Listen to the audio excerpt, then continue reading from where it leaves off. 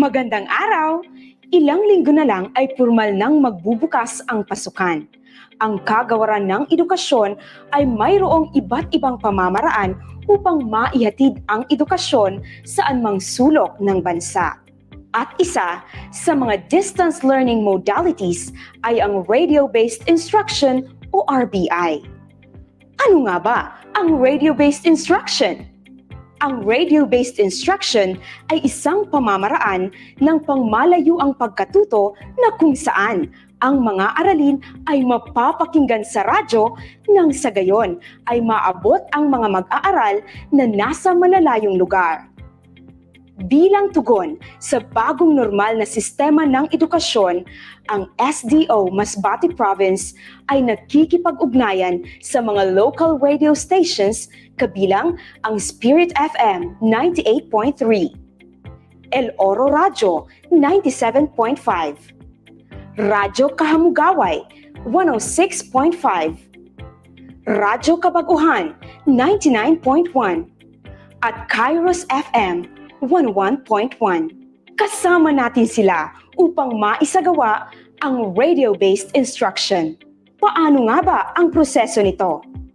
Narito, panoorin nating lahat. Maligayang pagbabalik sa pag-aaral. Halika, samahan mo akong tuklasin ang ating aralin ngayon. Handa ka na ba? Wow! Kasing ligaya mo rin ako sa araw na ito.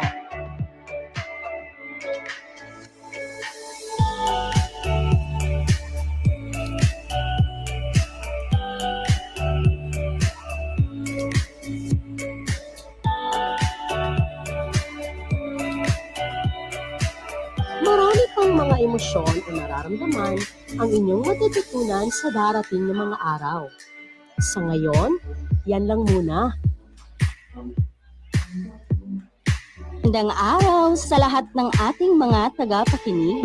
Magsisimula na ang ating paaralang panghimpapawid sa Araling Panlipunan para sa unang baitang.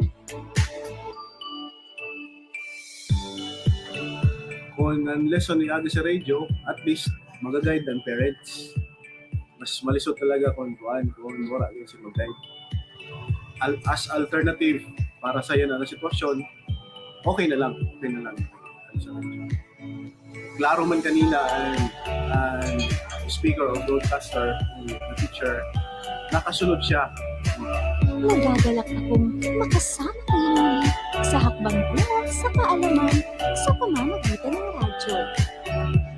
Hinihiling ko na sana ay nasa maayos kayong kalagayan. Ako ang inyong lingkod, Magnolia Martinez mula sa Arawi National. Everyone, welcome to Radyo Eskwela sa panahon ng pandemya. We shield today for a better school of tomorrow. It's a brand new day to learn new things and discover interesting ideas. Kumusta ang lesson na pakinggan mo sa radyo?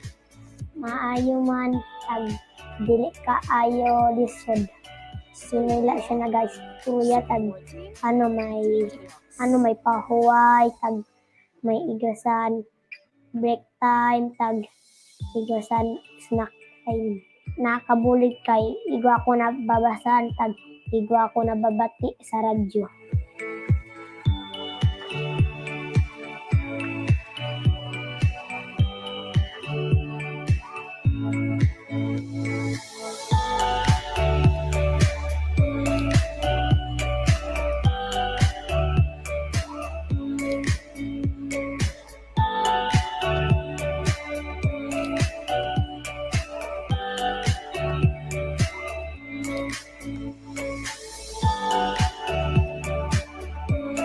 Ako po si Teacher Carla, kaisa niyong haharap sa hamon ng bagong normal na edukasyon. Because here in SDO Masbate Province, we shield today for a better school of tomorrow.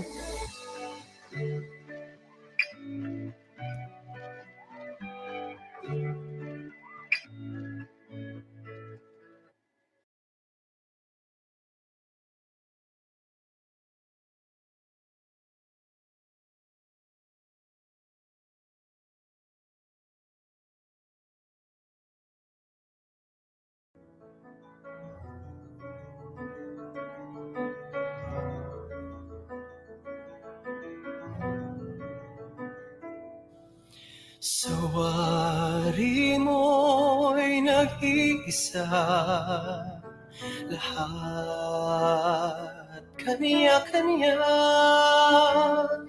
ngunit di man magkasama, kaya pang magkaisa. Isa sa pag-iingat, isa sa ating dasal, laging nagpapatunay na tayo'y makatapat. Together we are being called to make a future world. The test we face is for us to prove that we can heal as one. We heal as one with kindness. We heal as one. We serve, we share, we show compassion. We heal as one. Sawari mo'y nag-iisa, but when we heal, we heal, we heal as one.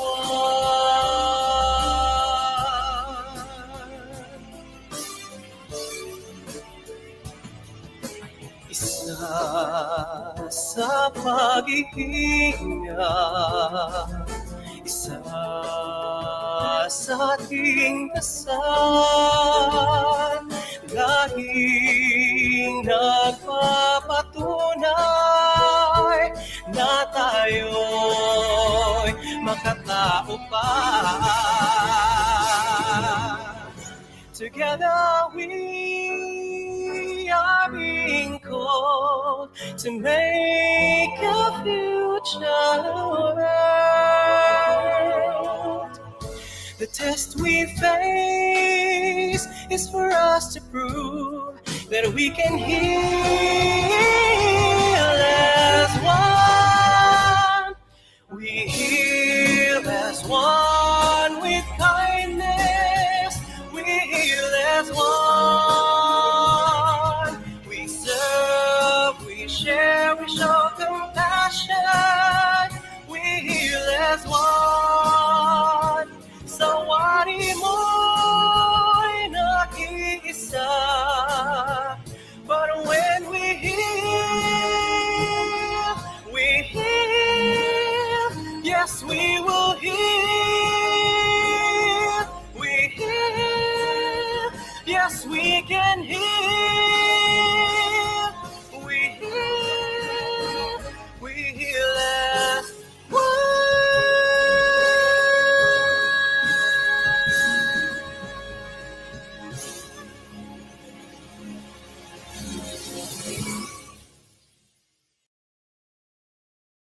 Good grammar and spelling.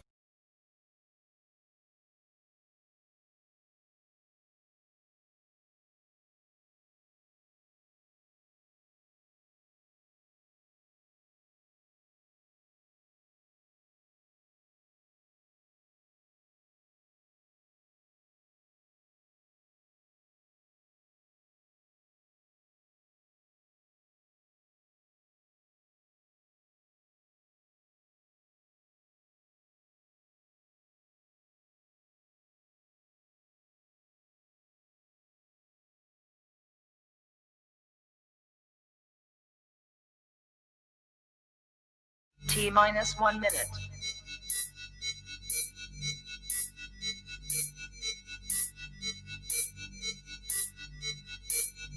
T-minus 50 seconds.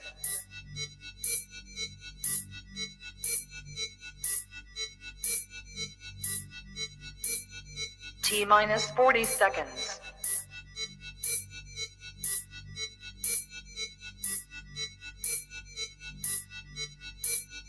T-minus 30 seconds.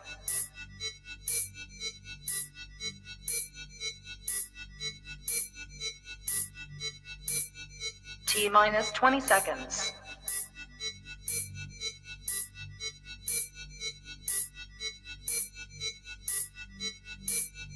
10, 9, 8, 7, 6, 5, 4, 3, 2, 1, 0.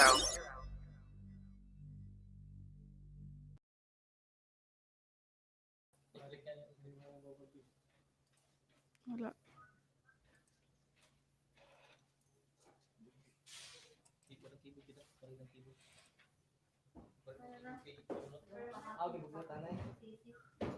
Tawagin si sir.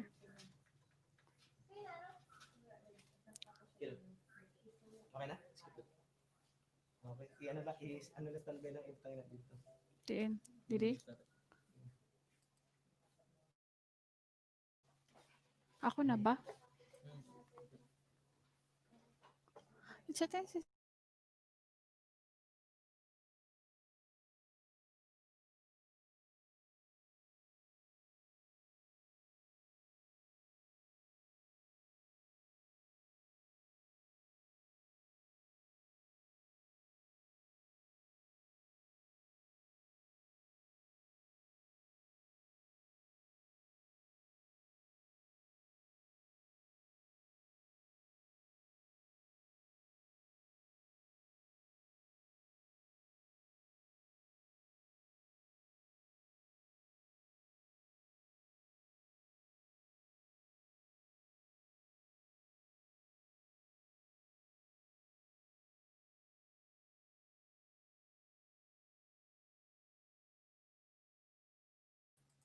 Gilid ka na i-charge kay nakikita ka daw sa ano, nakikita ka sa ano na?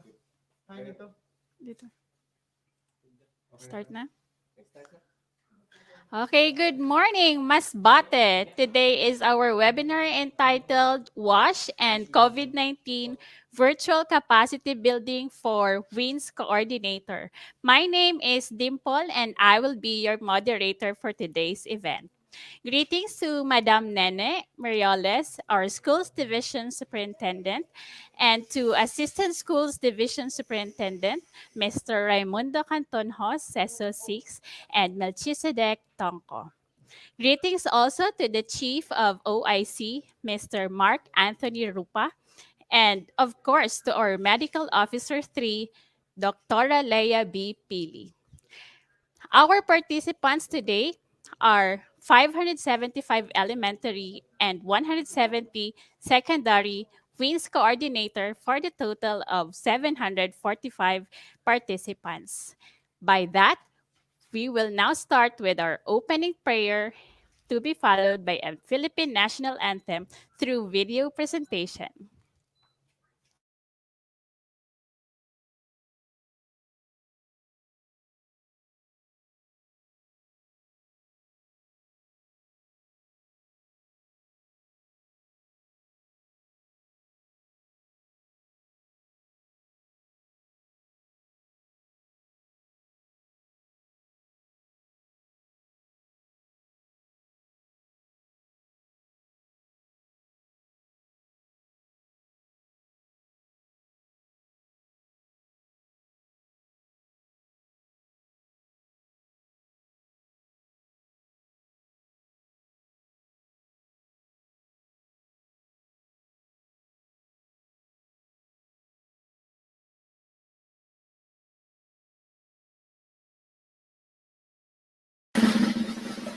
Bayang magiliw, perlas ng silanganan, alam ng puso, sa dibdib mo'y buhay.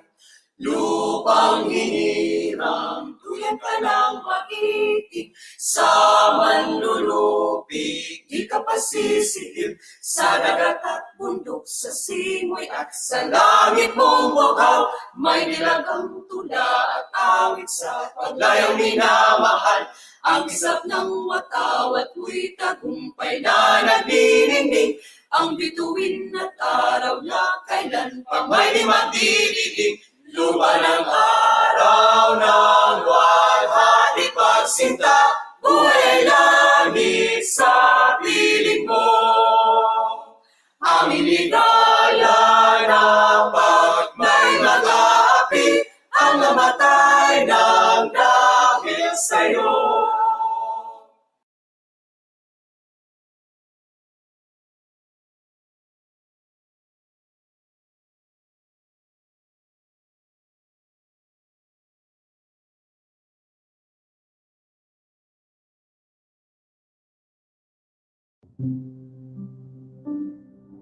Ama naming sumasalangit, Panginoong maylalang sa langit at lupa, aming ipinagbubunyi ang iyong kadakilaan. Kami ay nagpapasalamat sa panibagong araw na ipinagkaloob mo sa amin. Maraming salamat sa iyong walang humpay na pagmamahal. Ikinalulugod namin ang iyong pag-akay sa amin bilang isang bansa sa krisis na aming nararanasan. Kami ay lumalapit sa iyong kadakilaan. Itinataas namin sa iyong pangalan ang mga namumuno sa aming kagawaran. Pagkaloob mo sa kanila ang katatagan para sa mga desisyong nakaatang sa kanilang mga balikat. Gabayan mo ang kanilang mga hakbang sa pagsulong ng edukasyon sa bansa. Hinihiling namin na iyong ipadama ang pagdamay, pagkalinga at proteksyon sa aming mga guro, mag-aaral at mga magulang anuman ang kanilang pinagdadaanan. Patnubayan mo ang lahat ng mga guro sa pagpapatuloy ng kanilang paglilingkod sa bayan at bigyan ng proteksyon sa lahat ng panahon upang ang kanilang mga tungkulin ay magampanan. At sa pagbubukas ng taong panuruan 2020 hanggang 2021, ipinagkakatiwala naming sa iyong mga kamay ang walang hanggang paggabay sa aming pagtahak tungo sa maliwanag na bukas. Naniniwala kami na aming malalampasan ang lahat ng pagsubok sa pamamagitan ng iyong kapangyarihan. Ito ang aming samo at dalangin sa pangalan ni Jesus na iyong pinakamamahal na anak at aming tagapagligtas. Amen.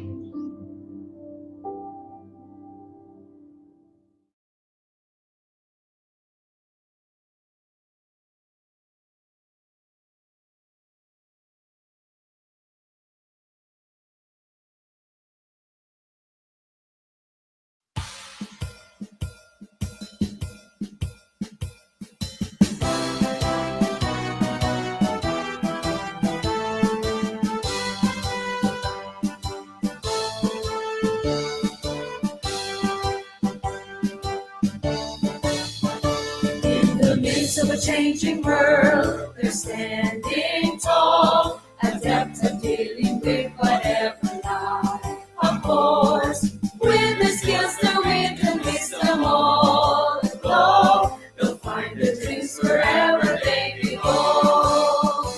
Guided by the Almighty, they dwell in harmony. With their coastal land and all its nature's grace. Hail to every must, but then you learn to stand. In power they will make our country stand. To make you feel there's so much fun and joy in learning. To keep them safe in every need and right protected. To nurture them and let their passions glow and burning. To light their path and lead them to a righteous life. This is the dream of the division of a father, a life of quality education for her children, hand in hand with the leaders, teachers, and the whole community. Every noble dream of Masbateños will come true. This is the dream of the division of Masbate, a life of quality education for her children, hand in hand with the leaders, teachers, and the whole community. Every noble dream of Masbateños will come true. Come true.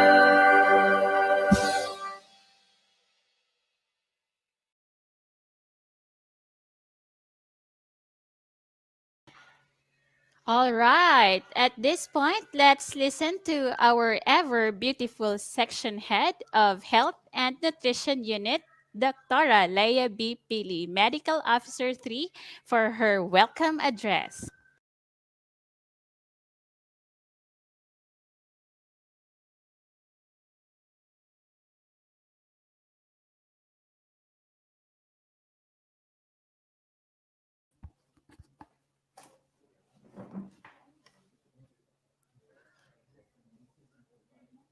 From our schools division superintendent, Ma'am Nene R. Marioles, our two assistant schools division superintendents, Sir Mel, Sir Nong, our OIC chief uh, of education supervisor, Sir Mark Krupa, Mr. Nico Viseo, our WINS coordinator, his alternate Mark Silverio, his best buddy RJ, thank you, our IT people headed by Mr. Roel Cortez, the rest of the health and nutrition team, especially Dr. Benji Escalona, our dentist in charge, and Miss Joanne Tambago, our nurse in charge.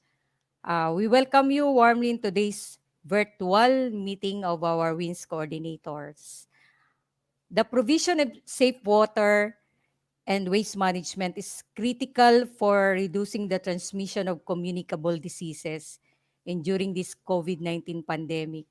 The World Health Organization, UNICEF, and other top organizations identified behavior change and knowledge promotion also as top strategies in preventing and protecting human health during infectious disease outbreaks.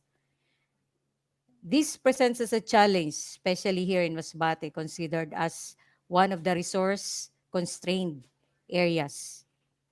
When our public places and schools reopen, aside from maintaining effective hygiene protocols, safely manage wash services in schools is critical.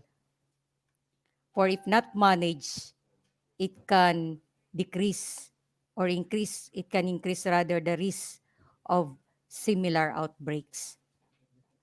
We encourage you all in the field to manage well our wash services because as we all know, other waterborne diseases like cholera, typhoid, and the like are fatal as well that can kill within hours. Lahat tayo ay nabigla, lahat tayo ay nagtaka or nagising sa nangyari. We know how complex our roles in schools are, especially that the scarcity of water and other resources cannot be underestimated. But if ever there was a moment to seize upon the small gains prompted by a global event, the moment is now. Again, welcome all of you and thank you.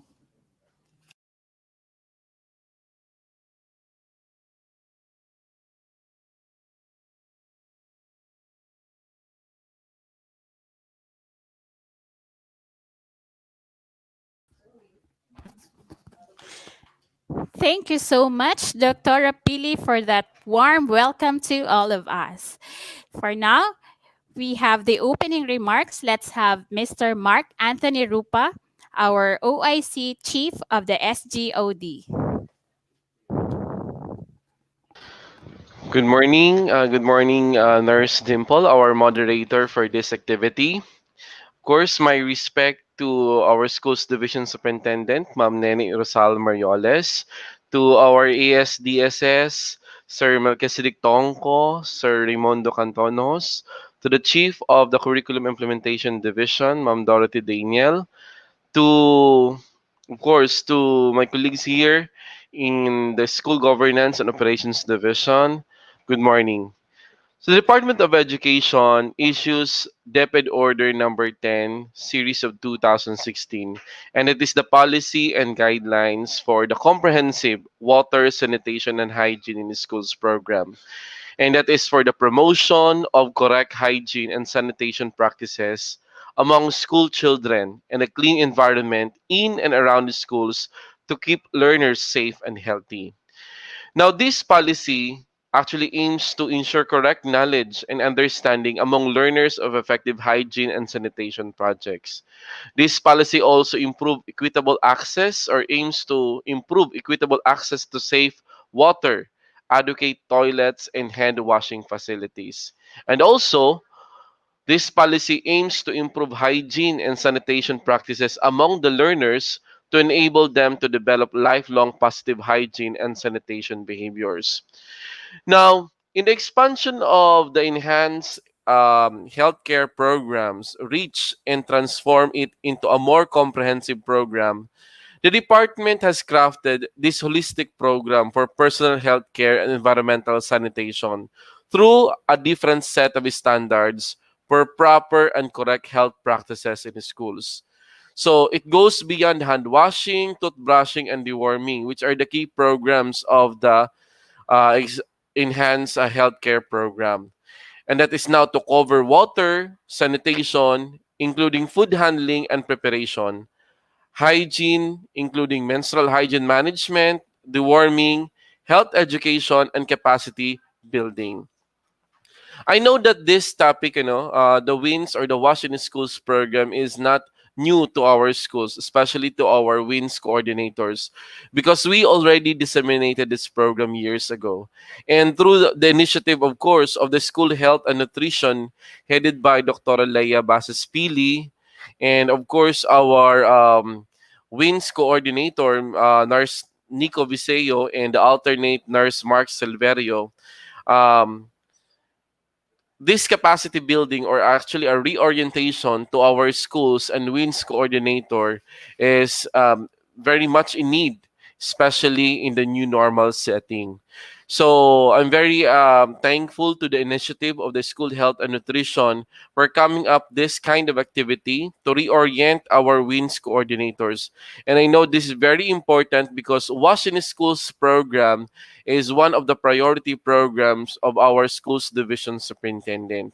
So kasama na siya ang WINS program natin, kasama siya sa mga indicators sa Seal of Exemplary Leadership and School Governance. Kaya yung i-discuss mamaya ng ating mga WINS coordinator with regards to the best school implementers, ayun din po ang magiging basis doon sa tinatawag natin na Seal of ELSG, which we will implement starting January. Ngayon, um, since magkakaroon tayo ng search or ng evaluation for wins, ano po, kasama din yan, mag-evaluate natin yung seal of ELSG. Kaya malaking tulong po. At lalong-lalo na, yung Wash in Schools program din po natin ay kasama na rin sa OPCRF ng ating mga school heads. Kaya napakalaking tulong po ito na capacity building or reorientation sa ating mga WINS coordinators, pati na rin sa ating mga health and school nutrition personnel para mas lalo pang mapaganda ang implementation ng ating WINS program sa ating mga schools. Again, my congratulations to the School Health and Nutrition, to Dr. Leia B. Pili, to our dentist in charge, Doc Benji, and of course to our nurse in charge, Nurse Joanne, and to the rest of the team na um, mag-orient sa ating ngayong umaga. So maraming salamat po. God bless everyone. So that was Sir Mark Anthony. So thank you so much, Sir Mark, for that opening message. So, si Ma'am Nene. Okay, it is the good start for opening the orientation proper. So we now have Mr. Mark Alfred Silverio, the focal person for the WINS to discuss WASH and COVID-19.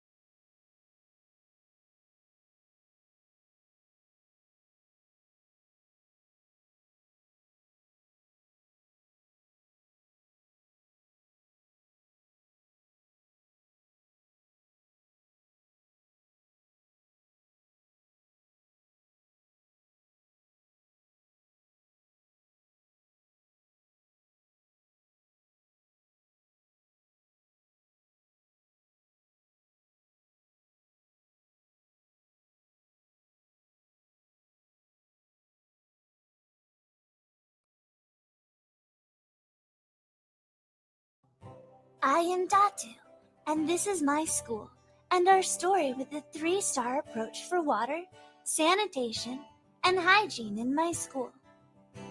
This was our last school year. We had no wash facilities, which meant that there was no toilet. Sometimes, we kids had to poo and pee outside. We also had nowhere to wash our hands, and no clean water to drink. When we decided to take the step to become a 1-star school, we needed our community on board, and our teachers made the commitment to ensure the standards we put in place would be maintained. It didn't cost very much.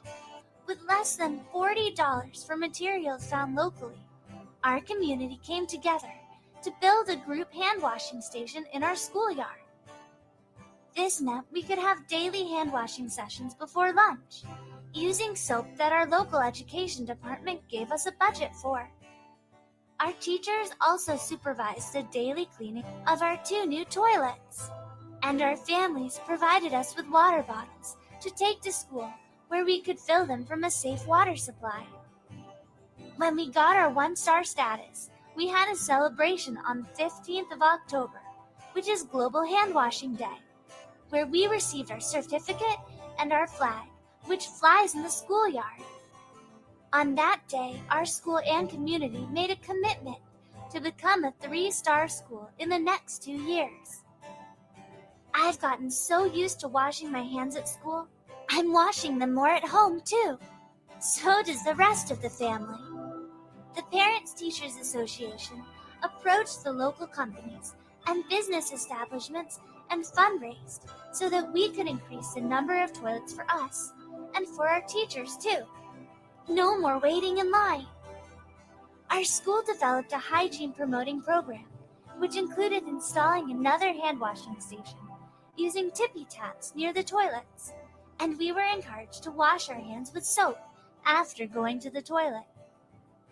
My sister, Amihan, was given special menstrual hygiene classes, and the girls got extra facilities to be able to manage menstrual hygiene. We also raised funds to install ceramic filters to treat water so that we could refill our water bottles in our own classroom.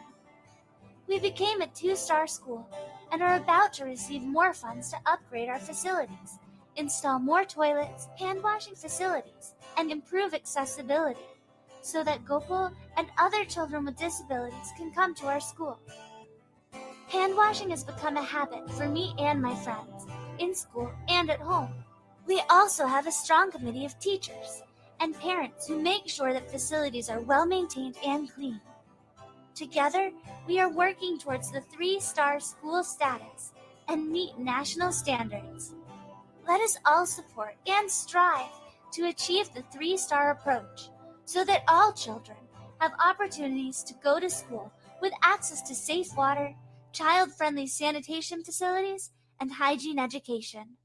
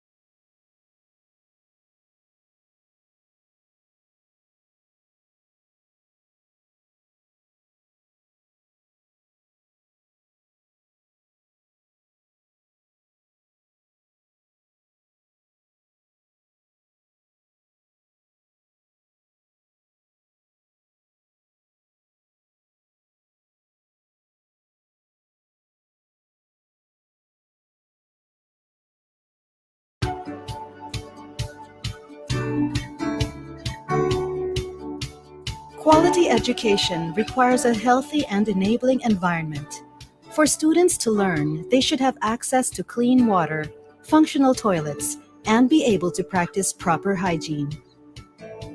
Poor wash conditions in school make children prone to illness and diarrhea, intestinal worms, and acute respiratory infections.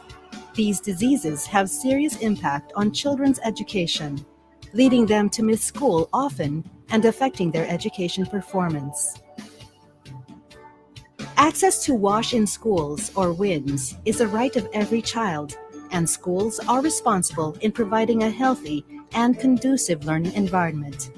WINS is one of the most basic aspects in ensuring that children are ready for learning.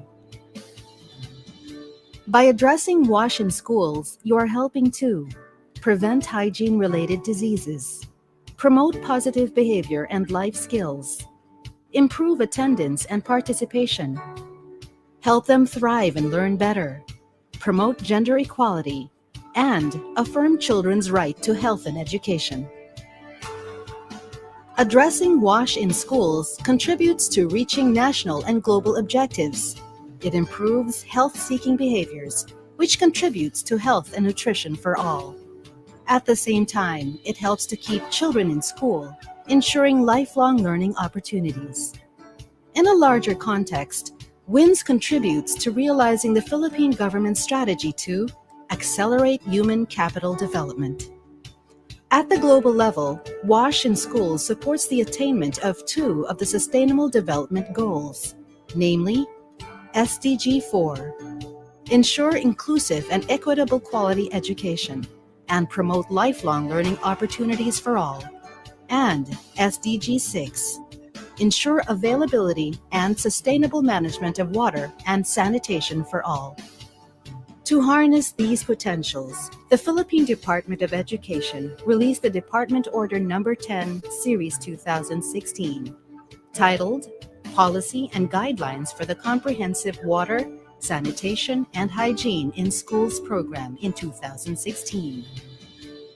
The policy established basic requirements and standards on WINS and aims to contribute to achieving learning and health outcomes and improve school attendance. It is the vision of the policy that 1. Water. Pupils have access to adequate and safe drinking water. Water is also available in school for hand washing, toilet use, for cleaning purposes, and menstrual hygiene management. 2. Sanitation. School toilets are adequate, clean, functional, gender segregated, safe, and accessible. The school maintains cleanliness and safety, has proper drainage, and ensures safety handling and preparation of food. 3. Hygiene. All students practice supervised group hand washing with soap and toothbrushing with fluoride. Support mechanisms for effective menstrual hygiene management are also in place. 4. Health education. All teachers, school heads, facilities coordinators, and health personnel are oriented on the DepEd WINS program. WINS is also discussed during Parent-Teacher Association meetings. All pupils are also aware of correct hygiene and sanitation practices and develop positive health behaviors. 5. Deworming. At least 85% of all students are dewormed semi-annually. 6. Capacity building. All DepEd WINS program focal persons are capacitated on the WINS program implementation. However, there is still a wide gap between this vision and the reality for many schools in the country. In order to bridge this gap, an incremental approach to WINS has been developed to help schools improve step by step. This is called the 3-star approach.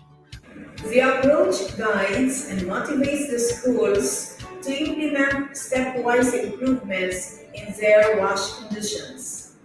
It works by recognizing the achievement of WASH milestones with corresponding merit levels: 1 star, 2 stars, and 3 stars.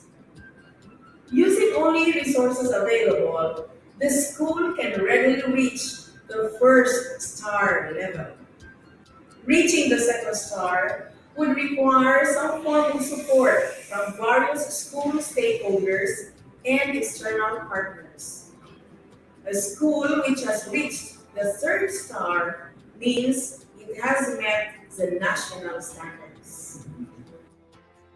How can schools implement the comprehensive WASH in schools policy? With the application of school-based management principles, schools can realize the vision of the policy.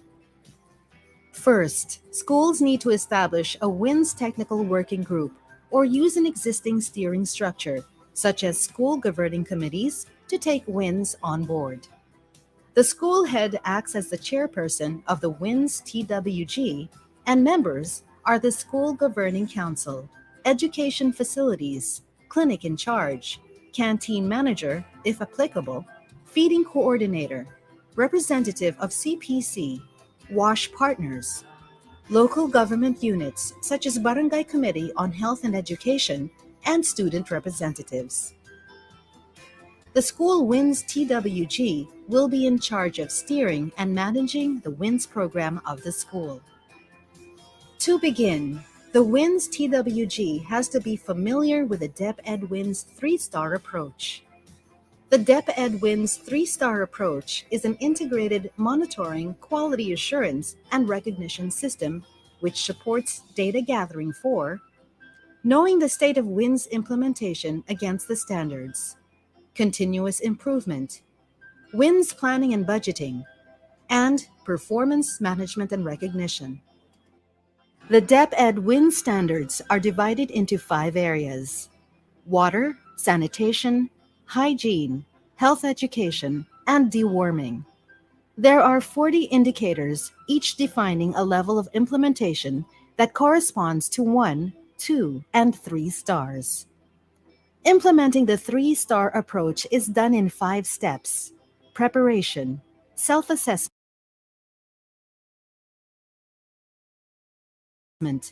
validation, translating results into actions, and recognition. The first step is preparation. The school gathers their WINS TWG and orients them on A. The WINS quality indicators, and B. Steps in accomplishing the school WINS monitoring form. The second step is self-assessment. Together, the school WINS TWG fills out the printed WINS monitoring form. This gives the school a chance to inspect the facilities and reflect on activities to determine compliance to the WINS policy. Responses are encoded into the prescribed Excel file, which automatically generates a school report. This becomes the basis of the school to plan for improvement. The school submits the accomplished Excel file to the school division via the online WINS monitoring system. A WINS monitoring video is available for the detailed steps on the monitoring process. Third step is validation. The school's division office validates the WINS report of schools through random checks, especially those that registered a 3-star rating and those who sustained a 3-star level over 3 years. The validation is done as part of the regular school monitoring and technical assistance activities of the SDO. The fourth step is translating results into action, where the schools can use the results for continuous improvement. By applying school-based management principles, schools can address the gaps found in their WINS implementation status. For example, by inclusion in school planning and budgeting mechanisms like the SIP, AIP, and APP. Addressing the gaps can also be considered as a continuous improvement project of the school and may be one of the aspects tackled during Brigada Escuela. Harnessing the support of other stakeholders, such as parents and local officials, can also help the school address its WINS concerns. There are 5 WINS booklets available to support you to improve or maintain your gains in the 5 WINS areas. These learning resources are available to support you in the improvement process. For the division level, the results of the WINS monitoring can be the basis for provision of technical assistance to each school. Schools' division offices can also prioritize some common WINS issues and areas in their DEDP, AIP, and APP. The fifth and last step to the three-star approach process is recognition. Schools that improved their WINS condition will receive the following.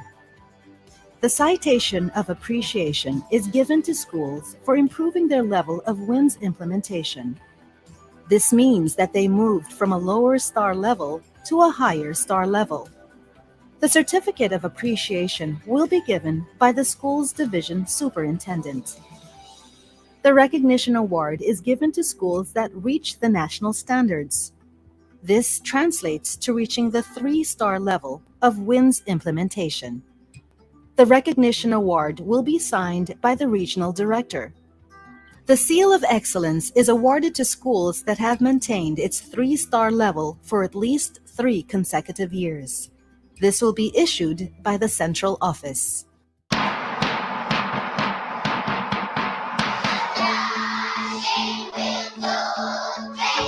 The Comprehensive Water, Sanitation, and Hygiene in Schools policy is DepEd's response to creating a healthy learning environment. The three-star approach is a mechanism for schools to determine the extent of their efforts in reaching the standards indicated in the policy. All this is made possible using the principles of school-based management, the support of the School WINS TWG, and a convergence of efforts from the school, division, region, healthcare institutions, and LGU.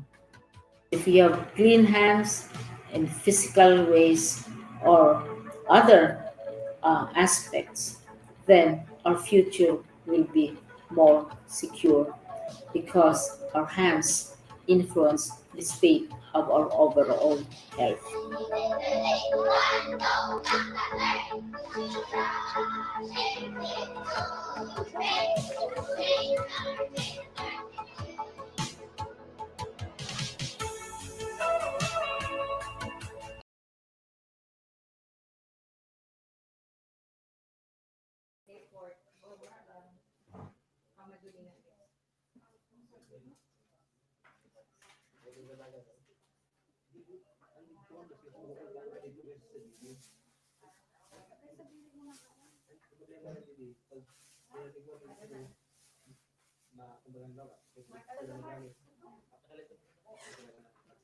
Good morning.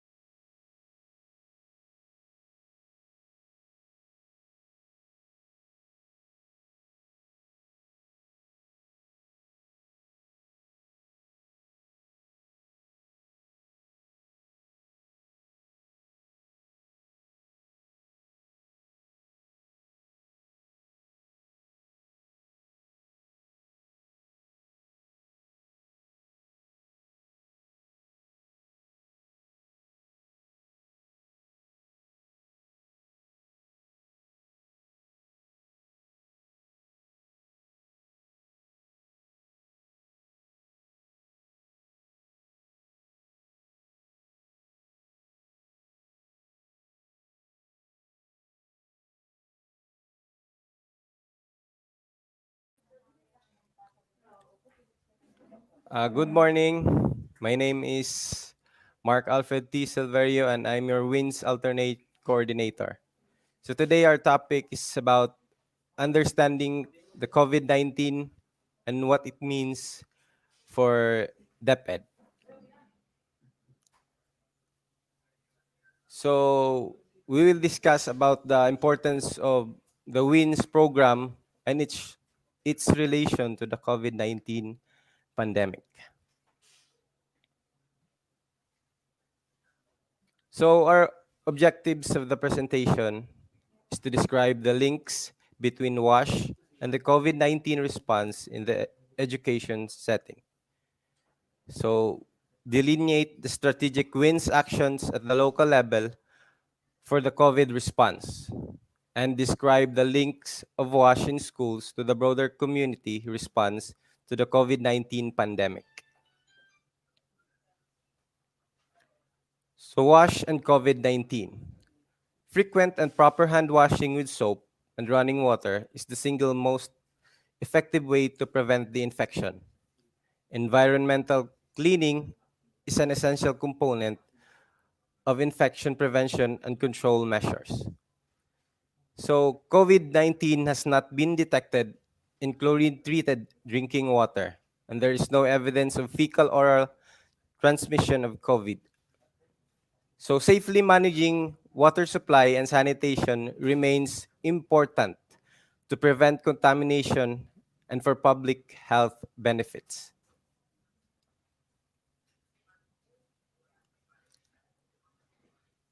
So education continuity and WASH in schools. So school preparedness for return for children and teachers. So we must create a safe and clean environment for them, reduce vulnerabilities and increase the resilience of children by allowing critical infection prevention and control measures to be implemented. Schools as venues for hygiene behavior change. So they must have the knowledge and motivation for hand washing, and children must have the opportunity to practice the proper hygiene. So in this pandemic, we must consider WINS as pillar or very important for the OK sa DepEd program. DepEd WASH in school policy and implementing mechanism. So we must meet the national standards, the WINS 3-star approach as national implementation strategy, incremental approach. So today, this year, maybe bababa yung mga stars natin kasi walang face-to-face. So lalo na sa WINS online monitoring system. Next slide, please. So here are the key strategies for WASH in schools. So participation in coordinating systems. So school leaders and health staff in the local DRRM committees, WASH in schools in local COVID response and recovery plans. There must also be a partnership and linkages with other actors. So assessment of capacities and gaps at school and division levels. So we must have the knowledge of COVID infection prevention and control measures. We must also familiarize with local guidelines and procedures and the readiness of our action teams, functionality of WASH facilities, and availability of our supplies.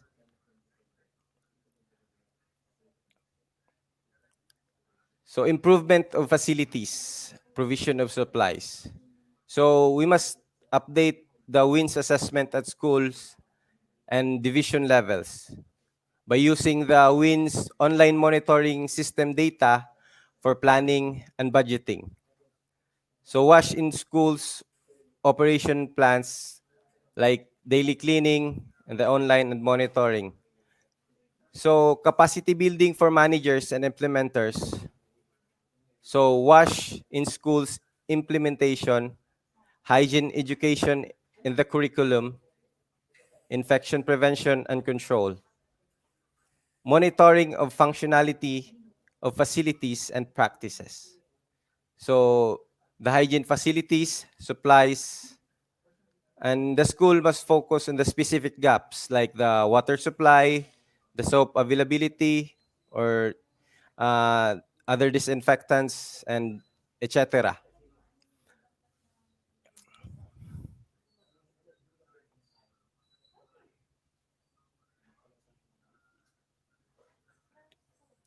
So WINS provisions against COVID.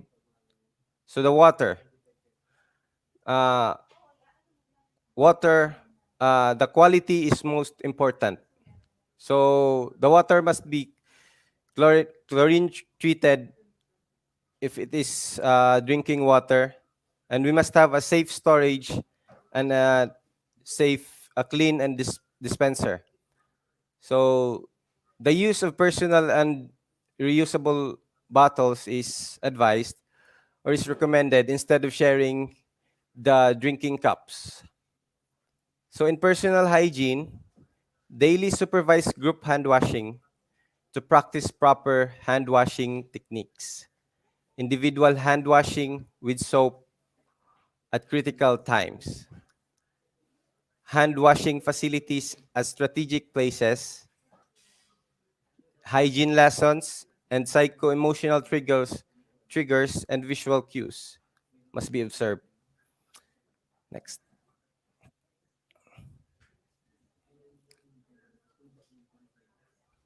So this is the hand hygiene. So hand washing must be regular and thorough with soap for at least 20 seconds.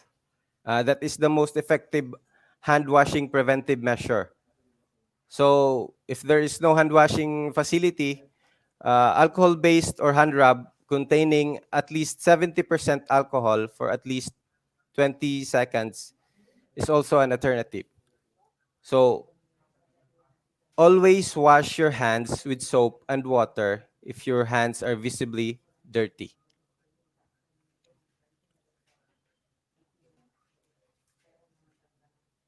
So when do we perform hand hygiene?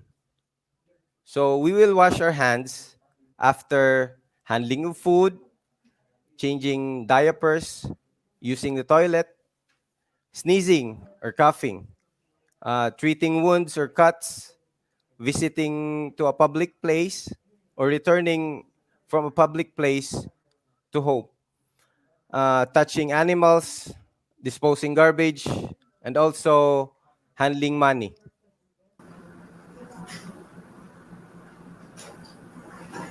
So, respiratory hygiene for coughing and sneezing. So, these are the three ways to properly do it to prevent the infection. So, first is to catch it, second, bin it, then kill it. So, education of teachers and parents and students. So, they must cover the mouth and nose when coughing and sneezing. So, hand hygiene after contact with respiratory secretions. So you must avoid touching your eyes, nose, and your mouth. And you must also wear a medical mask if you have respiratory symptoms. So if your teachers and your students have shown some respiratory symptoms, it is best advice for them to stay at home.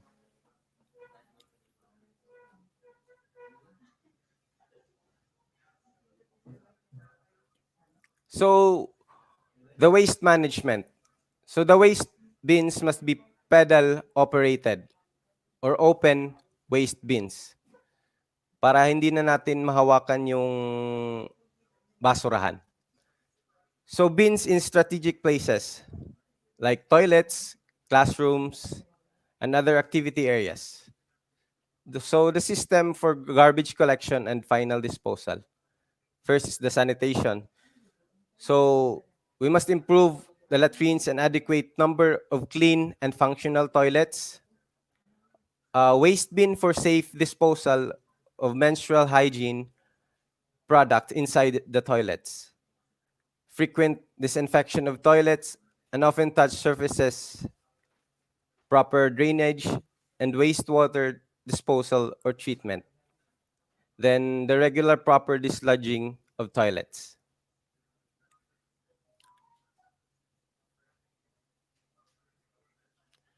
So for food safety, we must have proper hand hygiene by food by the handlers. So mask must always be worn.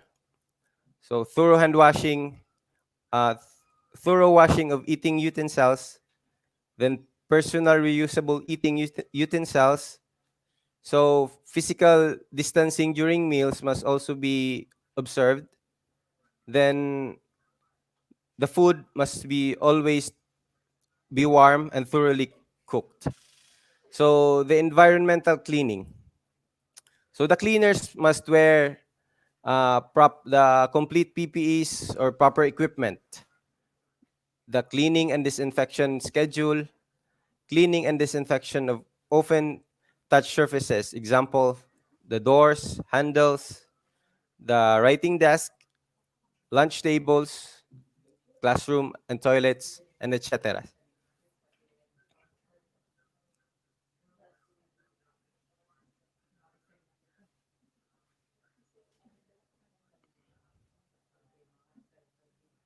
So hand hygiene. So we must have clean water and soap, or if there is no available source of water, we must at least have 70% solution of alcohol. Then the respiratory hygiene, we must have disposable tissues, no touch trash can or the foot pedal operated or the open trash bin. So for the personal protective equipment, we must have the face mask, rubber gloves for cleaning, rubber boots or closed shoes for cleaning. Then the plastic apron for cleaning with the risk of the splash. Then for the cleaning equipment, we must need a clean water, detergent soap, household disinfection, bleach or strong chlorine solution, alcohol-based wipe or solution with at least 70% solution. Then portable containers, surface cleaning cloths, mops, or floor cloths with buckets or ringers.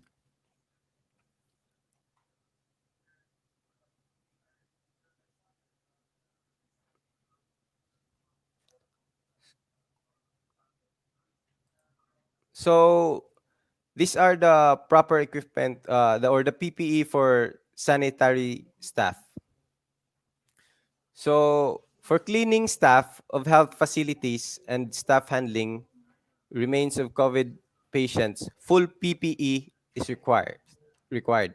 So for schools naman, cleaners should wear a face mask, reusable, rubber gloves, a splash-proof apron, and closed shoes, rubber boots, not sandals or slippers.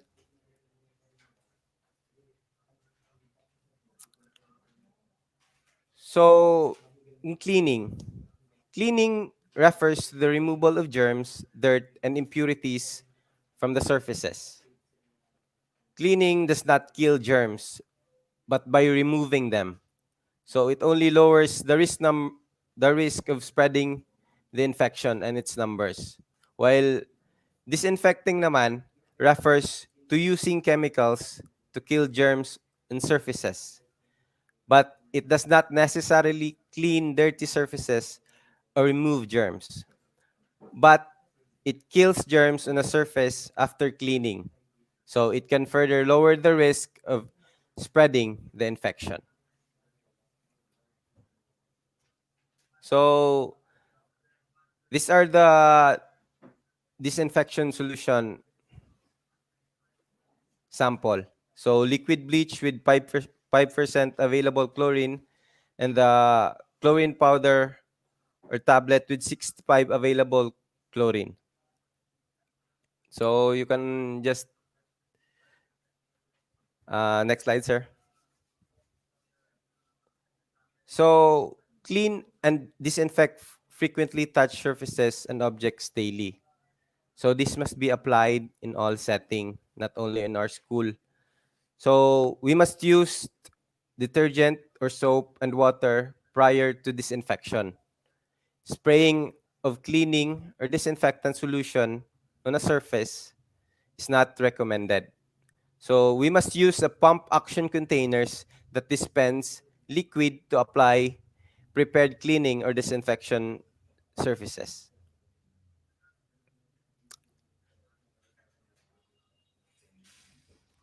So we must mop the floors with regular household detergent and water at least daily. So it is best done with separate buckets used for cleaning detergent, water, and disinfectant. So disinfection can be done by using household disinfectants, diluted household bleach solutions, or alcohol solutions with at least 70% alcohol.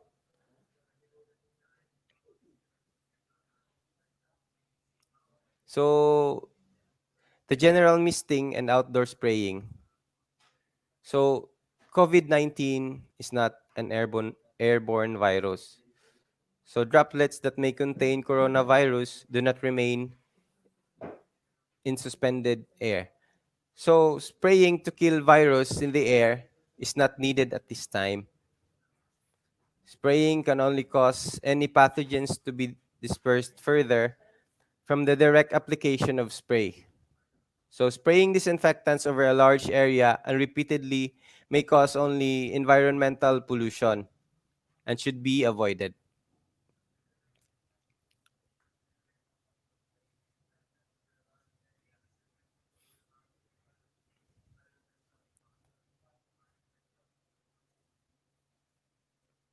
So targeted spraying of potentially contaminated areas may be considered according to a risk assessment of the level of potential contamination and likelihood of transmission.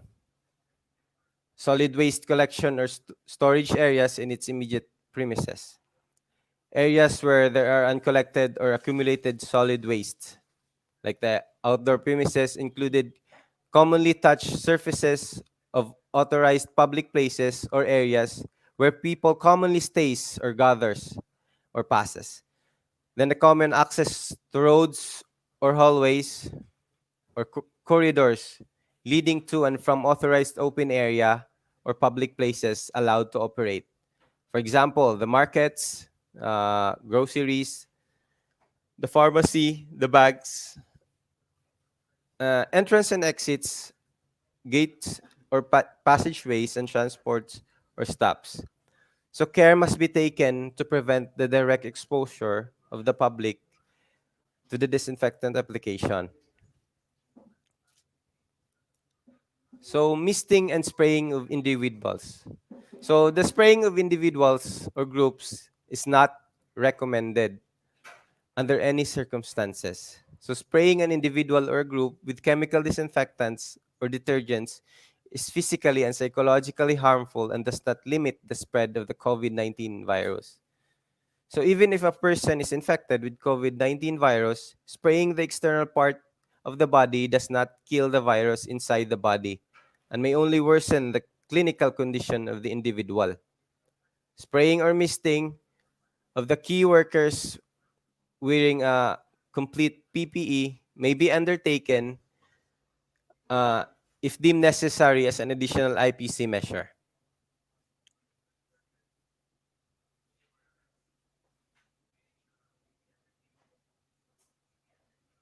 So here are some additional measure for schools and other community spaces. So we must determine the staff or community members who are high risk for severe illnesses. Example, with chronic diseases like the elderly, we must not allow them to visit the school or other community spaces. Also, the pregnant women. So, post the signs and symptoms of COVID-19, like the fever, cough, shortness of breath, and other symptoms. So, limit events and meetings that require close contact. So, stay up to date on development in your community. Then we must create emergency plan for increased caseload in your community. So we must also identify and access which staff and community members are at high risk and plan accordingly.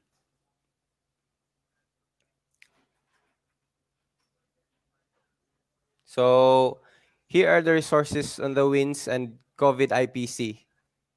So you can visit these websites after this if you have additional questions, if you want to learn more about the WINS. So just visit these resources. So next slide.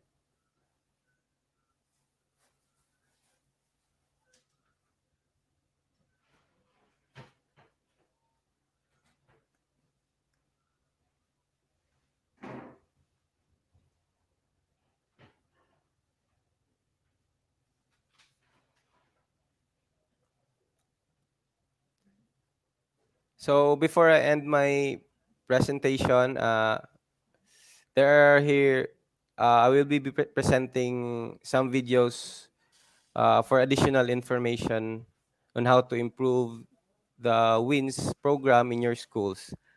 So please watch this.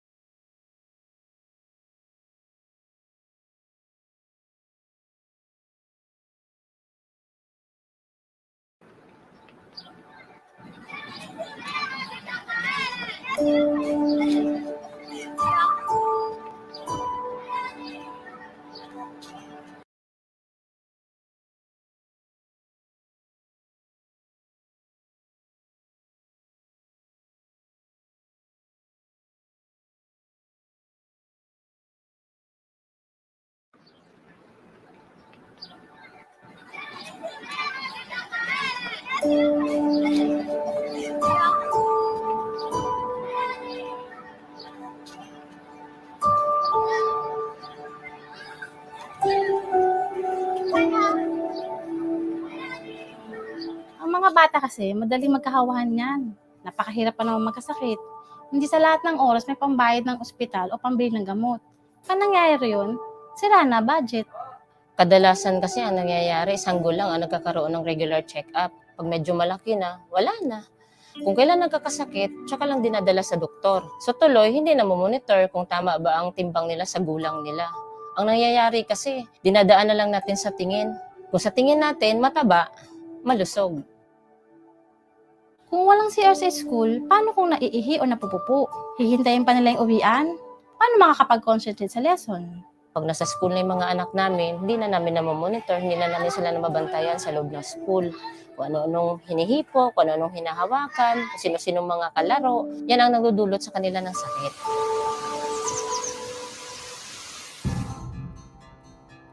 Nung nakaraan po, may nagturo po sa amin kung paano ang tamang paghugas ng kamay. At pag uwi ko, ipinakita ko po ito kay mama. Mas kampante ako kasi alam ko na marunong na yung anak ko. Nakikita ko siya, maghuhugas ng kamay bago o matapos kumain. Minsan nga tinuturoan pa nila ako, Ma, hindi ka pa naghugas ng kamay. Ma, hindi ka pa naghuhugas, nagluluto ka na. Sa school po namin, may schedule po sa paglilinis ng kamay. Meron din po kaming lababo at sabon na ginagamit. Meron din po kaming CR na malinis ang tubig. Pagkatapos po namin kumain o mag-recess, naglilinis po kami ng kamay at nagtututbrush na din po. Dati-rati, ako ang nagtuturo sa anak ko. Pero ngayon, ako nang tinuturuan ng anak ko. Magaling naman kasi, at least alam nila kung ano ang tama. Masaya ako sa school kasi kompleto ang gamit. May tubig, may sabon, may CR. Ang pantry ng mga bata. So anytime na masi-CR sila, hindi na sila matatakot. Kaya dapat lang ipagpatuloy ng mga magulang pagdating sa bahay. Kaya dapat, suportahan natin ang school sa mga programang ginagawa nila.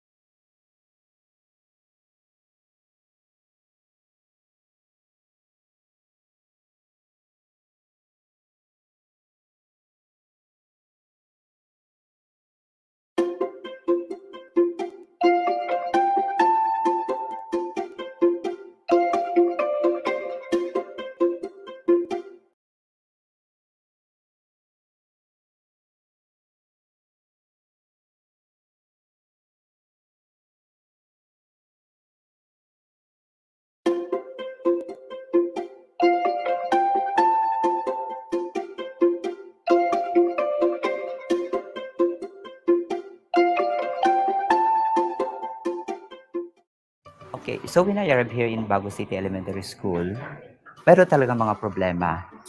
Isang hand washing facility lang meron kami, tapos with more than 2,000 pupils, so hindi yan kasya. With that, kailangan namin gumawa ng paraan in order to address the problems. We need to do this because we need to provide our pupils conducive place for them to learn, and we need to ensure their health also and safety. After assessing the school, we found out that we have only 1 star. Then looking at the checklist, it tells us what are we going to do. Of course, inuna namin yung mas madali. So, yung pwede namin magawa, ginawa namin. We tapped the different stakeholders para ma-address yung problema namin. So, we tap our city government, especially for the water system. Kasi dati yung water system namin mayroong problema. And then, yung mga CR naman, humingi ang mga advisors ng tulong sa mga parents at saka sa mga stakeholders. Nagkaroon kami ng fundraising activity during our elementary day. We have generated 1.1 million pesos. Every year, when we are having our Brigada Eskwela, participation of the stakeholder is increasing. In the year 2017, it went up to 85%. Recently, we have more than 110% participation of the volunteers. Nakikita nila sa aming school na talagang maraming structures na na-put up. At nakita at alam nila na they are a part of these projects. Kung nakikita niyo po yung mga actions ng anak ninyo, you are motivated also na, okay, alam ng anak ko ang ginagawa niya.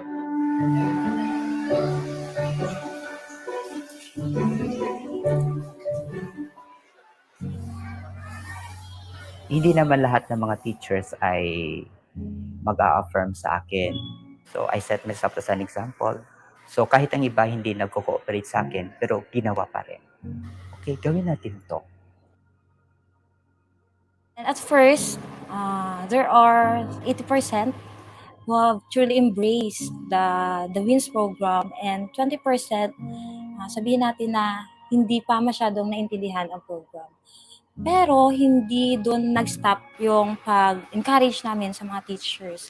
Until such time, it was 101% na yung support ng teachers ng Bago City Elementary with regards sa SBM WINS program. So nag-enjoy ka man ng bata, nga limpyo, pero may sila. Nan. So na lot of brushing. Kung may balo na sila, kung may hygiene kit ang kabataan mo, dan kada isa sila yung may hygiene kit, kompleto na sila yan, may mga cologne, toothbrush, toothpaste. So doon nag-enjoy ka man, di nga coordinator, nga imo, gali nga ginapabalo sa ila, o kung ginapabatid sa ila, ginapahatid, ginapatawag sila gani, mga program, gina-embrace man nila. Yung time na maraming tao na pumupunta rito, some people are having their benchmark here, nasiyahan talaga sila pag na-appreciate ko yung ganda ng school nyo, ang ganda ng mga projects nyo, na-motivate sila. They are being inspired by what other people are saying to them. So, we work hard, we strive hard.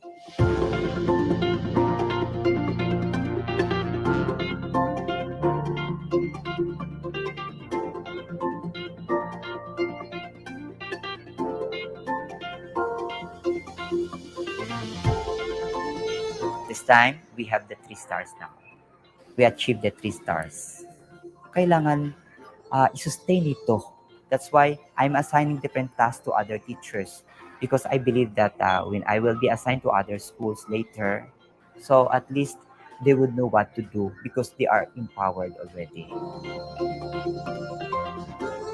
Dapat i-love nila ang province program ya, dapat i-inform gid ang kabataan nga bisan wala na ya, bisan sino pa na iya, principal man ako sino maghambal ya, no, dapat yang binsya sige gyapon kay para ina sa aton nga health. We have established policies and routines. Of course, we included that in the crafting of our SIP and AIP. We have the monthly monitoring and evaluation of the different programs about wins. Yung pag-tap ng stakeholders, dapat i-continue yun. We should show to the stakeholders that they have the return of investment in our school. Kung meron kang commitment, dedication, I'm sure you will be able to achieve it. Gaano man yung kalaki, pag meron kang paniniwala sa sarili mo, that you can do it, at meron kang paniniwala sa mga kapwa mong guro, sa mga stakeholders, ang gusto mo mangyari, mangyayari yun.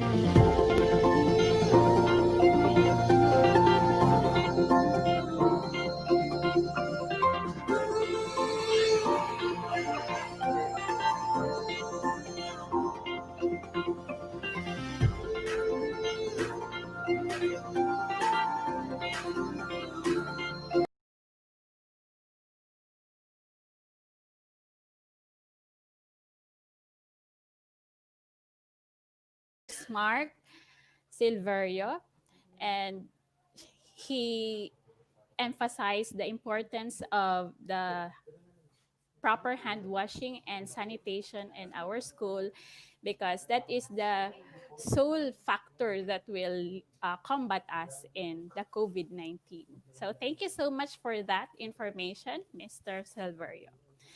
So now, the COVID-19 posed a lot of challenges in our education system, especially in our division.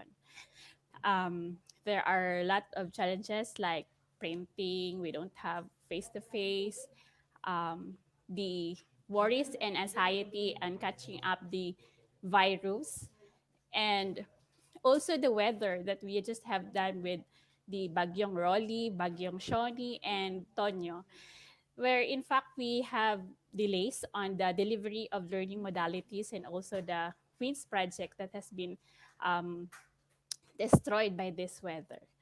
But then we still have a full force in pursuing education because we have this outstanding leadership of our wonderful leader, and she will give us the inspiration message. Madam Nene R. Mariales, CESO 5. Hi, Miss Dimple. Hello, ma'am. Hello, everyone. I am really happy to be part of this very relevant and timely undertaking because in these times of pandemic, we really need to strengthen our efforts so that we can combat this COVID pandemic. To everyone, happy morning, a happy and wonderful morning to each and every one of you, especially to our school WINS coordinators of the different elementary and secondary schools of DepEd Masbate province. So actually, I came here sa Kaiser Mark office while we are presenting the best practices of a certain division. I just don't know what division is that. Pero sabi ko nga kay Mark, mapapasana all ka na lang. How I wish actually that all our schools would be able to realize the importance of this WINS project. Kasi siguro had all of us, not only here in the Philippines, but all throughout the universe, was able to implement this well, baka walang nangyaring pandemic ngayon. So, as I said, this is a very relevant and timely undertaking. While we prepare our schools for the possible face-to-face or limited face-to-face modality by next year. Well, we are all hoping and praying for that to happen because we really missed our children, we really missed our learners who oftentimes or most of the time are our source of strength and inspiration also in this profession. So sila yung dahilan, di ba? Before, sila yung dahilan kung bakit tayo bumabangon araw-araw. Kaya let's keep on praying and hoping that by next year, if not necessarily that everything comes back to normal, but at least magkaroon ng limited face-to-face. And one of the possible requirements of this limited face-to-face would be the um, availability of washing facilities in our schools. Alam naman natin na isa sa mga requirement ba or however we may call it, para malabanan natin ang paglaganap ng virus, itong nakamamatay na virus, ay ang paghuhugas ng kamay. And definitely, kailangan natin na magkaroon ng mga hand washing facilities sa ating mga paaralan. Kaya this had been included already in the OPCRF of our school heads as non-negotiable, as one of the non-negotiable indicators. Kaya natutuwa ako. I'm actually happy every time a school head would post an ongoing construction of their hand washing facilities, kasi somehow nakikita nila, they are able to see the importance of such.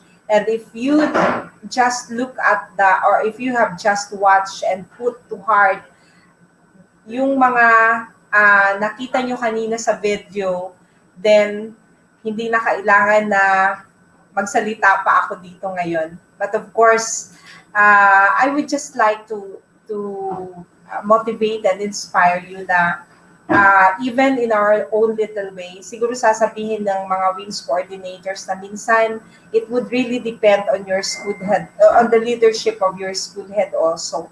Pero siguro, I would just like to challenge you na minsan, if not all the times, if the school head would see you or would see you coordinators doing something na kahit hindi man niya sinabi, then eventually that school head, you will also gain his or her support eventually. Kaya I am really hoping and praying that we will be able to transform our schools into healthy and healthy environment, healthy learning environment, where because I think we all believe, we are all we have that same belief that really health is wealth, and we cannot expect too much from our children, from our learners, too much learning from our learners if they are not physically and mentally ready and healthy. So I would like to salute the SGOD team headed by OIC Sir Mark Rupa, and of course the nurses in charge of the WINS for this undertaking. Truly, I hope that with you, with your leadership, of course, with the monitoring that you're going to do to the schools later on and in the beginning of the first quarter of the year, we will be able to increase the number of hand washing facilities, and of course to level up the ano yan, ang i-level up ang WINS, ano tawag doon?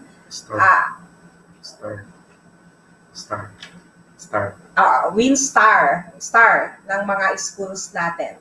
So thank you very much, and I really hope to see you again with your learners comes calendar year 2021. So stay safe and be COVID-free. Maraming salamat.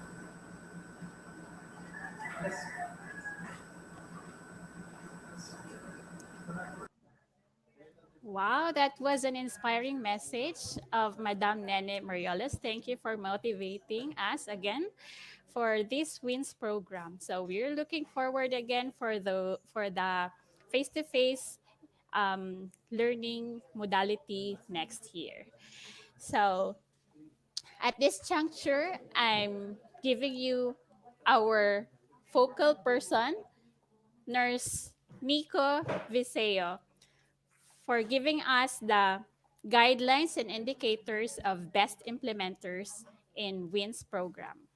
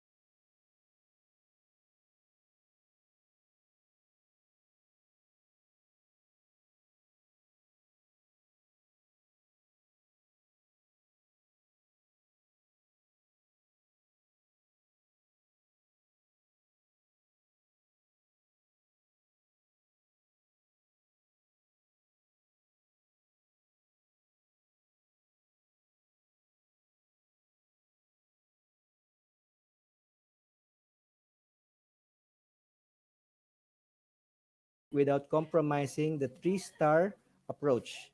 So today, himay-himayin ko po yung lahat ng criteria for criteria and guidelines for WINS best implementer.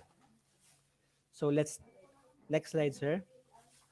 So first criteria is water. Next slide. So under po ng water, so bago po pala ako mag-start, ito pong gagamitin nating monitoring tool is magbe-base pa rin po tayo sa 3-star approach. So under po ng water, ang school nyo po ay magiging 3-star kagad kung safe drinking water is provided for free at all times. 2-star, if safe drinking water is provided for free but supply is not regular. And 1-star, safe drinking water is not provided by the school. Children are required to bring their own water. Next is the quality of water is tested more than once every calendar year in coordination with the relevant agency or office. So ibig po sabihin, kung ang school nyo po, kung nakiki-coordinate po kayo sa mga agencies, like for example, sa sanitary office, under po ng rural health unit or ng city health office, kung twice a year po kayo nagpapatest, automatic po 3-star. 2-star naman po is the quality of water is tested once every calendar year in coordination with the relevant agency or office. And 1-star naman po, if the school coordinates with the relevant agency or office to test the quality of water. So ibig pong sabihin, hindi pa po ever since natetest yung quality ng water nila. Next po, 3-star po, regardless of source, water for cleaning is available for daily basis in all school hours. So anytime po, available po ang water for cleaning. 2-star naman po, regardless of source, water for cleaning is available on a daily basis but only on certain hours of the day. So limited po siya. 1-star, regardless of source, water for cleaning is available only for the certain days of the week. So hindi po siya araw-araw, meron lang po siyang piling araw sa isang linggo. Next slide, please.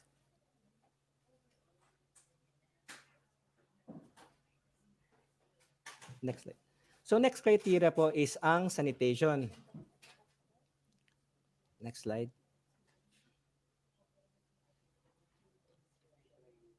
So under po ng sanitation, 3-star po ang school if the functional pupil to toilet seat ratio by gender is 50 student or less.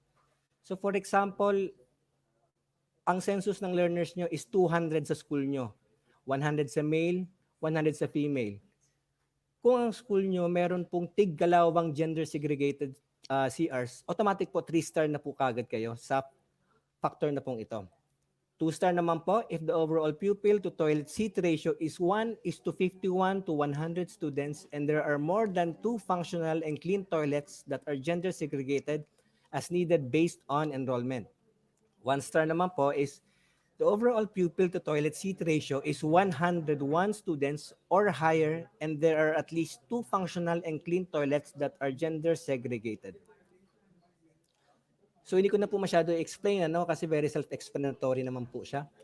So next po is 3-star if the toilets are secure, private, with door and lock, have lighting, adequate ventilation, and wrapping materials for used pads. So ano po itong wrapping materials for used pads? Later po, explain ko po ito. 2-star naman po is toilets are secure, private with door and lock, have lighting, adequate ventilation, and wrapping materials for used pads. So ito pong sa security, private with door, kaya po ito 2-star kasi po naka-base po ito sa ratio din po ng functional toilet sa students. So like for example, yung sa taas po nitong toilets are secure, private with door and lock. Kung for example, ang functional toilet seat ratio po ng school nyo is 1:50 or less, tapos ang toilet nila is private with door and lock, automatic po 3-star na din po sa aspect pong ito. So 1-star po, toilets are secure, private with door and lock, have lighting, adequate ventilation, and wrapping materials for used pads. Ito naman po is para naman po ito sa toilet na may ratio na 1:101 students or higher. So next factor po is, there is a hand washing facility with soap within or near the toilets. So ang ratio po dapat is 1:50 student or less ng toilet. So dapat daw po, meron pong hand washing facility sa loob ng toilet or near the toilet. 2-star naman po is there is hand washing facility with soap within or near the toilets na ang may ratio po is 1:51 to 100. Next po is there is a facility for washing in female toilets for MHM. Meaning MHM po is menstrual hygiene management. So para po ito sa elementary, para po ito sa grade 5 and grade 6. And pinaka-common po ito sa secondary and senior high. So dapat daw po merong facility for washing in female toilets for MHM. 2-star is there's a facility for washing in at least one toilet for MHM. So kung lampas po isa, ang MHM facility or MHM room for female, automatic po 3-star po siya. Kung meron pong at least isa, 2 stars lang po siya. So next is detached toilets are located within view of school buildings and people. So ito po, nakabase pa rin po ito sa number 1 po natin, which is yung ratio po ng toilet sa learners. So ito po, detached toilets are located within view of school buildings and people 1:50 students or less. 2-star naman po, if detached toilets are located within view of school building and people 1:51 to 100 learners. Next slide, please. So 3 stars po ulit. Segregated trash bins with cover are available in all classrooms, toilets, canteens, offices, clinics, play areas, gardens, hallways, and gym. So kung meron pong trash bin, automatic 3-star po. 2 stars naman po pag segregated trash bins with cover are available in all classrooms and toilets po lamang. 1 star if segregated trash bins with cover are available in all classrooms. So classrooms lang po, 1 star na po siya. 3-star naman po for comprehensive waste segregation system is in place, such as policy, facility and practice, and sanctions for non-compliance. 2-star naman po pag waste segregation is only practiced. 1 star if waste segregation is not practiced. Next po, 3-star, garbage is collected at least twice a week or school has compost facility for biodegradable waste and materials recovery facility for recyclable waste. 2 stars naman po if garbage is collected at least once a week or school has compost facility for biodegradable waste and safe disposal of non-biodegradable waste such as properly fenced refusing pits or burying. 1 star naman po if ang garbage collection service but school has compost facility for biodegradable waste and safe disposal of non-biodegradable waste such as properly fenced refusing pits. Next po is 3 stars po if meron po tayong functional septic tank is available for all toilets. Ito po ang ratio po nitong sa 3-star ng functional septic tank is 1:50 students or less. 2-star naman po pag ang functional septic tank na available is 1:51 to 100. 1-star naman po pag functional septic tank is available for all toilets. Ito naman po is 1:101 or higher. Next slide please. Functional 3-star naman po sa functional drainage from kitchen and wash areas to ensure that there is no stagnant water in the school. 2 stars, a functional drainage from kitchen and wash areas to ensure that there is no stagnant water in the school. 1-star, functional drainage from kitchen and wash areas to ensure that there is no stagnant water in the school. So ito po depende pa rin po ito sa rami po ng wash facilities. Like for example, dapat sa 3-star 1:50 or less, sa 2-star 1:51 to 100, and 1-star 1:101 and more. So sa food handling naman po, 3-star naman po if ang food handlers should have a health certificate and for schools with canteen, an updated sanitary permit. So pag may sanitary permit and may health certificate ang mga nagbebenta sa mga school canteens, automatic 3 stars. 2 stars naman po if all food handlers should have a health certificate but no updated sanitary permit, 2 star lang po siya. 1 star po if all food handlers are oriented and practice food safety measures. So training lang po, wala po sila nung health certificate and wala po sila nung updated sanitary permits. Next slide please.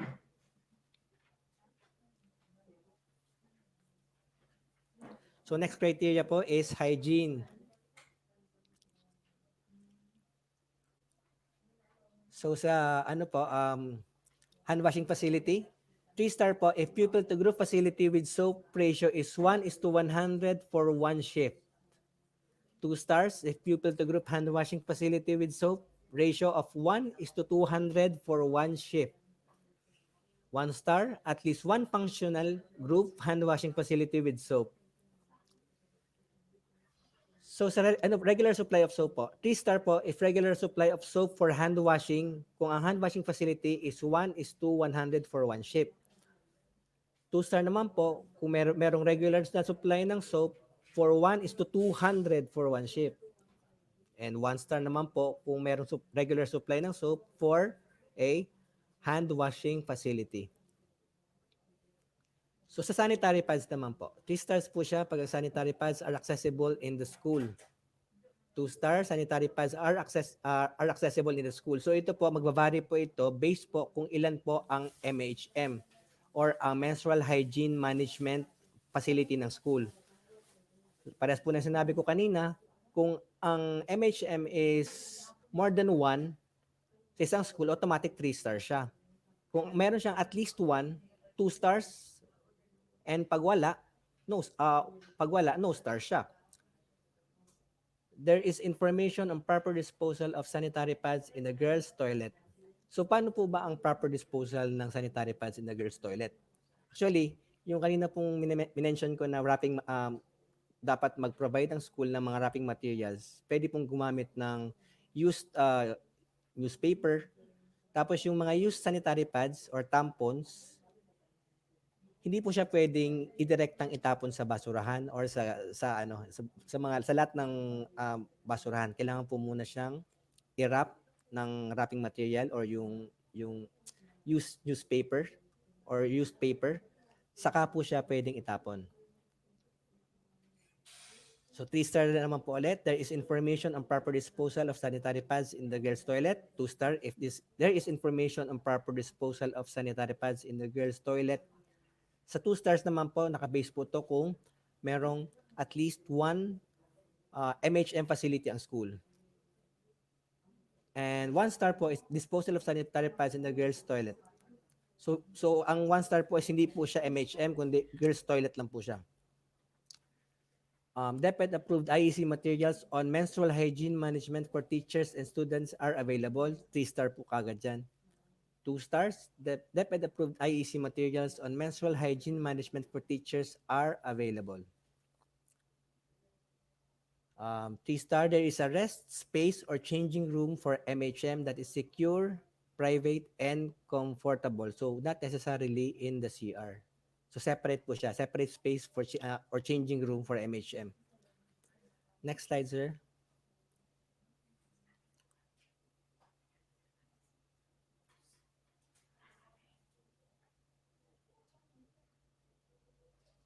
So next criteria is deworming. So para po sa mga nagtatanong, bakit po nasali ang deworming sa criteria wala namang face-to-face? So ito pa, explain ko po sa inyo. Next slide, sir. So, ang deworming po natin is coordinated with the Municipal Health Office regarding the conduct of community-based or house-to-house deworming of learners. So, paano po ma-justify? Once po na mag-visit sa school nyo ang validating team, kailangan po mag-secure po kayo ng copy copy from the RHU or from the barangay health center kung saan po nakatira or saan barangay na deworm po yung student nyo. So kung ma-secure nyo po yung mga records na yon, automatic po 3-star po kayo sa criteria ng deworming.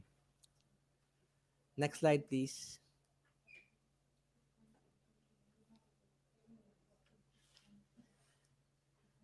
So, health education. Next slide, sir.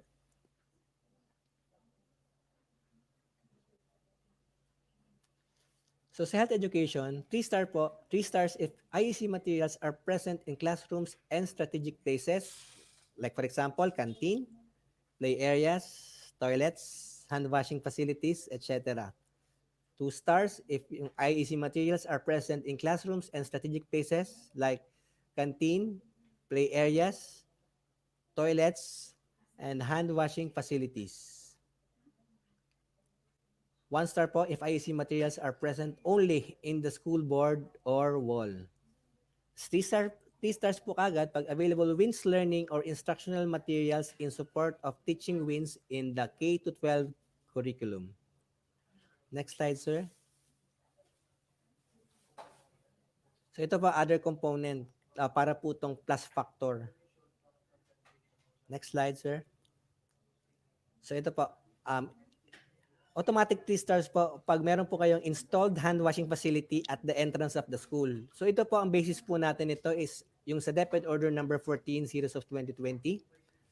So once po na meron po kayong installed na hand washing facility, automatic 3 stars po. Kung wala po, wala pong stars.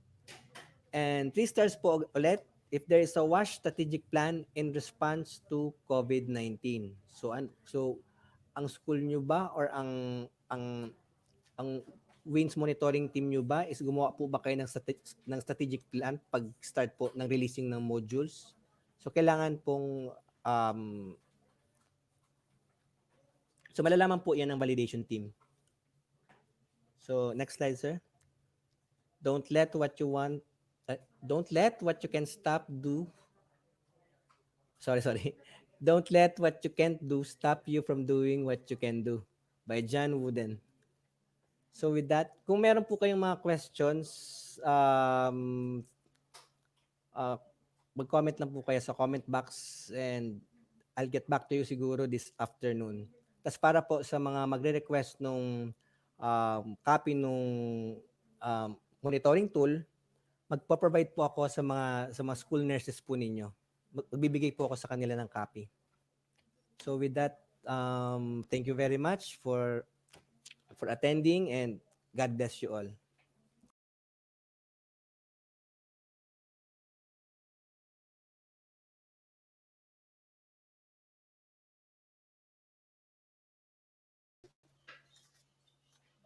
So thank you so much, Nurse Nico, for that clear guidelines on the indicators of the WINS program and best implementers. So for those who have questions, the focal person will answer all your queries down below your comment section and will be addressed this afternoon.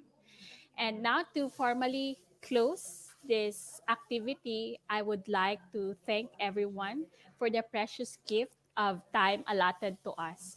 May we be one on the making the Masbate learners receive the best service they deserve. Thank you.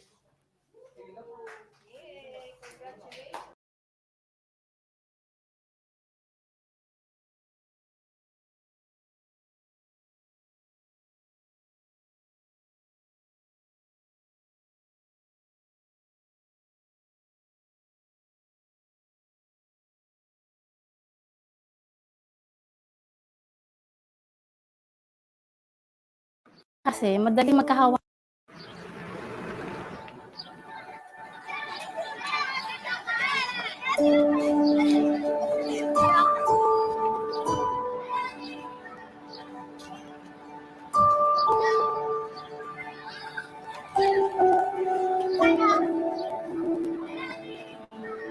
mga bata kasi, madaling magkahawahan yan. Napakahirap pa naman magkasakit. Hindi sa lahat ng oras may pambayad ng ospital o pambili ng gamot. Kaya nangyayari yun, sira na budget. Kadalasan kasi ang nangyayari, sanggol lang ang nagkakaroon ng regular check-up. Pag medyo malaki na, wala na. Kung kailan nagkakasakit, tsaka lang dinadala sa doktor. So tuloy, hindi na monitor kung tama ba ang timbang nila sa gulang nila. Ang nangyayari kasi, dinadaan na lang natin sa tingin. Kung sa tingin natin, mataba, malusog. Kung walang CR sa school, paano kung naiihi o napupupo? Hihintayin pa nila yung uwian? Paano makakapag-concentrate sa lesson? Pag nasa school na yung mga anak namin, hindi na namin monitor, hindi na namin sila nababantayan sa loob ng school. Kung ano-anong hinihipo, kung ano-anong hinahawakan, sino-sinong mga kalaro, yan ang nagdudulot sa kanila ng sakit.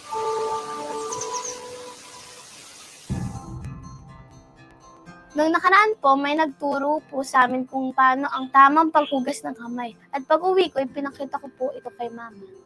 Mas kampante ako kasi alam ko na marunong ng anak ko. Nakikita ko siya, maghuhugas ng kamay bago o matapos kumain. Minsan nga tinuturoan pa nila ako, ma, hindi ka pa naghugas ng kamay. Ma, hindi ka pa naghuhugas, nagluluto ka na. Sa school po namin, may schedule po sa paglilinis ng kamay. Meron din po kaming lababo at sabon na ginagamit. Meron din po kaming CR na malinis ang tubig. Pagkatapos po namin kumain o mag-recess, naglilinis po kami ng kamay at nagtututbrush na din po. Dati-rati, ako ang nagtuturo sa anak ko. Pero ngayon, ako nang tinuturuan ng anak ko. Magaling naman kasi, at least alam nila kung ano ang tama. Masaya ako sa school kasi kompleto ang gamit. May tubig, may sabon, may CR. Ang pantry ng mga bata. So anytime na masi-CR sila, hindi na sila matatakot. Kaya dapat lang ipagpatuloy ng mga magulang pagdating sa bahay. Kaya dapat, suportahan natin ng school sa mga programang ginagawa nila.